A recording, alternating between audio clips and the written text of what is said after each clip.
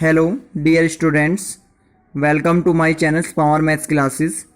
Today we study now chapters number 8 बेटा commercial mathematics. बेटा daily life में हम जो यूजेस करते हैं बेटा आज आपकी जो क्लासेस है वो प्रोपोर्शनल से रिलेटेड होने वाली है, क्योंकि बेटा ऑलरेडी मैं टॉपिक जो है आपका रेशो करा चुका हूँ, जिसमें बेसिकली जिस तरह के क्वेश्चन आपसे पूछे जाते हैं आज प्रोपोर्शनल टॉपिक से रिलेटेड हम क्वेश्चंस करने वाले हैं। सबसे पहले बेटा प्रोपोर्शनल होता क्या है ये आपको पता होना चाहिए। When the two ratio are equal they are said to be in proportional.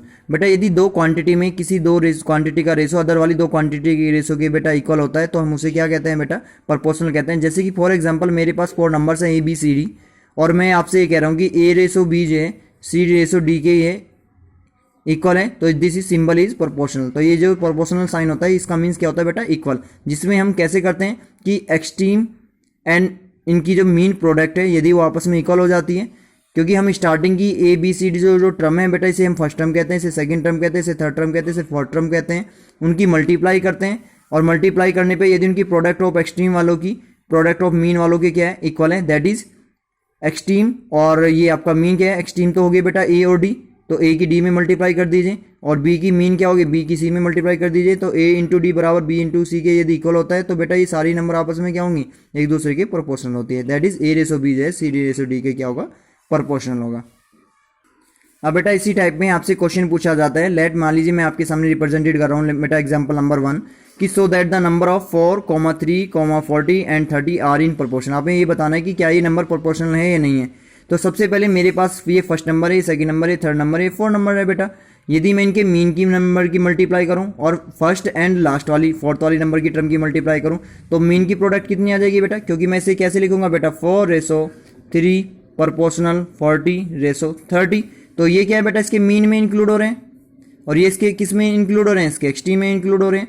आप इनकी मल्टीप्लाई करें, यदि मल्टीप्लाई इनके इक्वल आई तो इसका मतलब क्या है ये प्रोपोर्शनल है। तो हमने ऐसे ही चेक किया कि जब इनकी मल्टीप्लाई करी तो ये आपस में इक्वल आए बेटा मीन और एक्सट्रीम, तो जब दोनों इक्वल है तो इसका मतलब ये क्या है प्रोपोर्शनल है। अभी सेकंड एग्जांपल की हम बात करें तो ये बिल्कुल सेम है, इसी तरह से आप इसी तरीके से आप इसे कर सकते हैं, लेकिन इसमें नंबर जो आपको इंक्लूडेड दी हुई है उसमें क्या है कि इसके रेशो के लिए ये जो नंबर है वो 2 टाइम रिकॉलमेंट हो रही है, तो आप इस नंबर को 2 टाइम्स लिख सकते हैं। किस तरीके से बेटा ओके बेटा इस नंबर को हम इस तरीके से लिख सकते हैं जिनमें हम इसकी इसमें मीन की मीन में और एक्सट्रीम की एक्सट्रीम में मल्टीप्लाई करेंगे, तो मल्टीप्लाई करने पे हमें पता चल जाएगा कि क्या ये प्रोपोर्शनलेशन में है या नहीं है।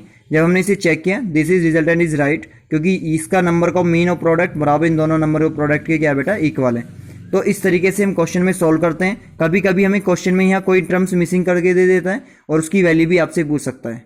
जैसे कि इस क्वेश्चन नंबर आपको 3 एग्जाम्पल में आपसे कहा है कि find the value of x की वैल्यू फाइंड करो।